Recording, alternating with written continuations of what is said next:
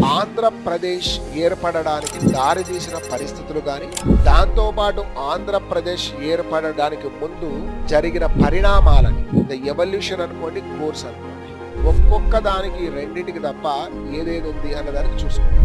1921లో భారత జాతీయ కాంగ్రెస్ భాషా ప్రాతిపాదికన రాష్ట్రాల ఏర్పాటు కావచ్చు, లేదా భాషా ప్రాతిపాదికన కొన్ని వ్యవస్థలను ఏర్పాటు చేయాలని కోరుకోవడంతో 1928లో మోతీలాల్ నెహ్రూ నివేదికతోటి కాంగ్రెస్ భాషా ప్రయుక్త రాష్ట్రాలకు అనుకూలము అన్నది మనకు తెలుస్తుంది. Linguistic based states first support in India, that is Motilal Nehru committee. జాతీయ కాంగ్రెస్ మోతీలాల్ నెహ్రూ నాయకత్వంలో కమిటీ వేస్తే వాళ్ళు ఇచ్చిన దాంట్లో లింగ్విస్టిక్ బేస్డ్ స్టేట్స్ కు ఉండాలి సపోర్ట్ అని పేర్కొన్నారు. దీన్ని ఆసరాగా చేసుకునే క్రమంగా ప్రజల డిమాండ్ కూడా పెరిగింది.